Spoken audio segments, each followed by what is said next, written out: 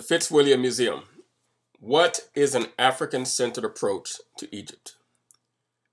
African-centered Egyptology aims to look at Egypt as part of African culture. People mainly look at ancient Egypt through a European bias.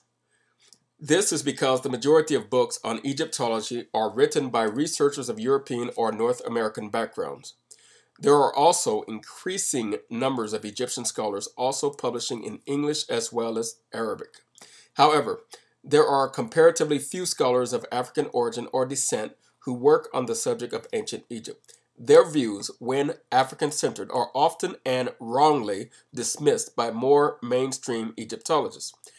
Historians and archaeologists rarely disclose their cultural identities in the same way that someone working in sociology, the study of society and the people in it, or anthropology, the study of people and cultures. It would automatically declare in their books and articles basically what their ethnicity is, unlike Egyptologists who keep it a secret. The reason that some disciplines talk about the identity of the author is because how we view the world can influence how we interpret it. Our views can be influenced by where we grew up, where we receive our education, and to what extent we have been exposed to other cultures and groups of people. Where is Egypt, and what was Kemet? What does Kemet mean?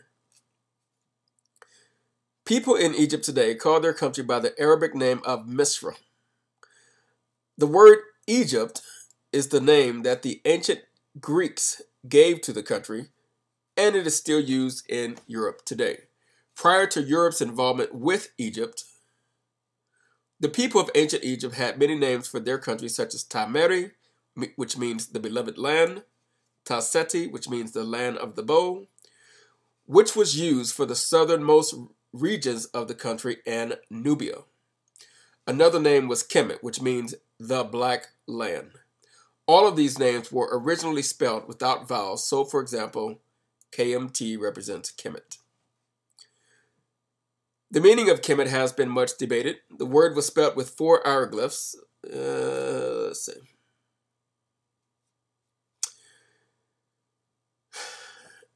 A piece of crocodile skin with spines making the word the sound K, an owl making the sound M, and a half loaf of bread making the sound T.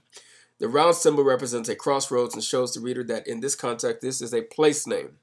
There are parallels. Sudan, for example, comes from the Arabic Bilad al-Sudan, meaning country of the blacks, and Ethiopia derives from the Greek meaning burnt face, in reference to the people and their black skin.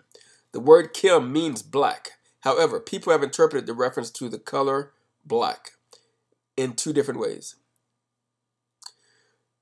In reference to the color of the silt of the Nile and so the fertile soil of Egypt, which is a Eurocentric view, and the more appropriate one, which is in reference to the color of the people. Hence the name Kemet, land of the blacks. What does Kemet mean?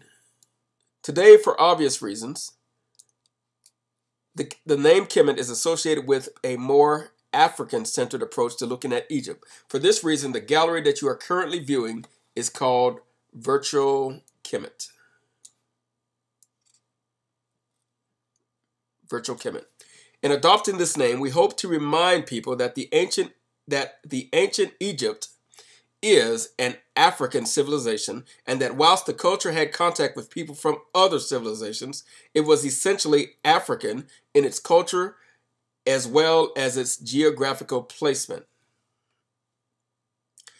There are many links between ancient Egyptian and modern African culture, ranging from objects such as headrests to hairstyles such as the sidelock, and this and other evidence support the idea that it was an African culture in addition to being geographically in Africa. For these reasons, Egypt is seen by people of African descent as part of their cultural heritage and history.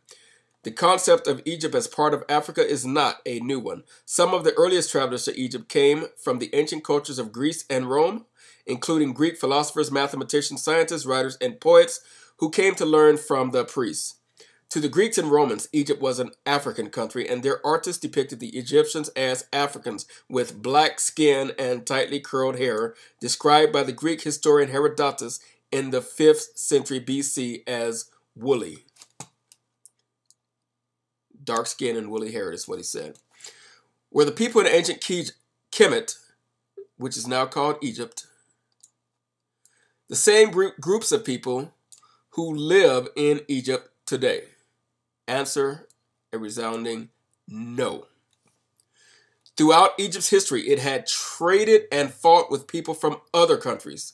From around 750 BC, the Nubian rulers, often called the Kushites, controlled Kemet and became its 25th dynasty. During this time, Kemet enjoyed a renaissance, or a return to earlier culture. Of course they did. The outsiders knew nothing about actual ancient Kemet culture. The Nubians did because they were a part of it. As indicated by the promotion of the cult of the god Amun, and also copies of earlier statues that were made by officials and the rulers. Later, the population was affected by the immigration of soldiers, traders, and settlers from outside cultures, which included 2 Persian invasions in 525 BC and 343 BC, Macedonian Greeks who ruled Kemet from 332 to 30 BC,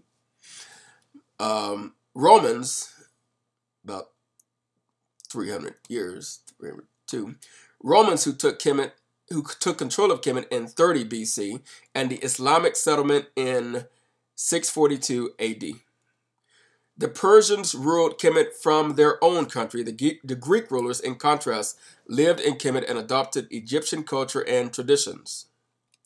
However, the language for administration was changed to Greek. The Romans, although absent rulers, had large numbers of their army in Kemet and were keen to promote Egyptian culture, albeit their own version of it. The last hieroglyphic inscription dates to AD 394. After this time, Christianity, which had been present in Egypt from the 1st century AD, gradually became the dominant religion.